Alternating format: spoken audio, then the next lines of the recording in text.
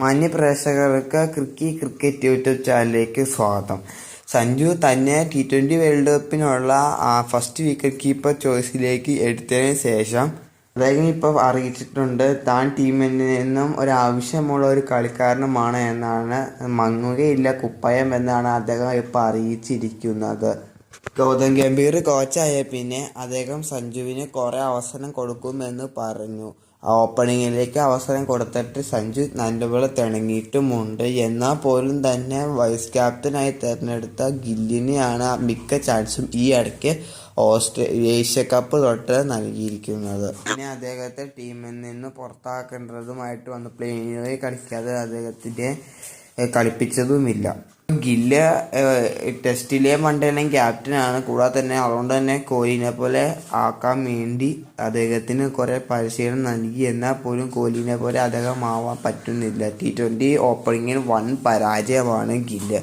അതുകൊണ്ടൊക്കെ തന്നെ കുറേ കളികൾ 15 കളികൾ കളിക്കാത്തത് കൊണ്ടൊക്കെ തന്നെ അദ്ദേഹത്തിന് ഇപ്പോൾ ടീമിൽ നിന്ന് പുറത്താക്കിയിട്ടുണ്ട്.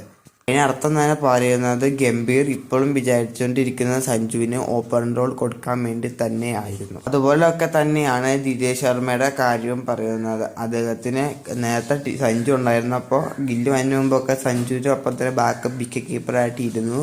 അദ്ദേഹം സഞ്ജുവിനേക്കാളും 2 വയസ്സ് മൂപ്പുള്ള താരം കൂടിയാണ്.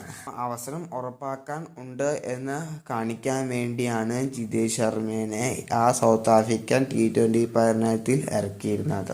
ഗില്ലിനെ ഒഴിവാക്കുമെന്ന് മുൻകൂട്ടി ആർക്കും അറിയില്ല എന്ന് നമുക്ക് കരുതാം. കാരണം അഭിഷേക് ശർമ്മ പറഞ്ഞിട്ടുണ്ട് വരാൻ T20 വേൾഡ് കപ്പ് ആകുമ്പോഴേക്കും ഗില്ലും സൂര്യകുമാർ യാദവും നല്ല കളിയായിരിക്കുമെന്നാണ് ഇപ്പോൾ അഭിഷേക് ശർമ്മ അറിയിച്ചത്. അതോടെ നമുക്ക് മനസ്സിലാക്കാം ഗില്ലിനെ ടീമിൽ നിന്നും ഒഴിവാക്കുന്ന കാര്യം ആർക്കും തന്നെ അറിയുകയില്ല. അത് പെട്ടെന്ന് എടുത്ത ഒരു തീരുമാനമായിട്ടാണ് ഇപ്പോൾ കാണുന്നത്. അപ്പോൾ മലയാളികളുള്ള ടീമുകൾ വേൾഡ് കപ്പ് ഒക്കെ ചരിത്രം ഇതുവരെയായിട്ടും തെറ്റിയിട്ടില്ല. അപ്പോൾ സഞ്ജു വീണ്ടും ഉള്ള ടീം കപ്പ് വെക്കട്ടെ, സഞ്ജു തുടങ്ങട്ടെ, നമുക്കൊന്ന് പ്രതീക്ഷിക്കാം. സെൽഫ്ലെസ് ഗെയിം ആയതിനാൽ തന്നെ സഞ്ജുവിനേക്കാൾ ടെൻഷൻ കളി കാണുന്ന പ്രേക്ഷകർക്കാണ് ഉള്ളത്. അപ്പോൾ ഇത്രയാണ് വീഡിയോകൾ പറയുന്നത്. കൂടുതൽ അറിയിപ്പുകൾക്കൊക്കെ വേണ്ടി വിഷ്ണു ക്രിയേഷൻ യൂട്യൂബ് ചാനൽ മറക്കാതെ തന്നെ സബ്സ്ക്രൈബ് ചെയ്യുക. നിങ്ങളുടെ അഭിപ്രായങ്ങളൊക്കെ കമൻറ്റ് ചെയ്യുക. എന്നാൽ അടുത്ത വീഡിയോ ആയിട്ട് പിന്നെ കാണാം.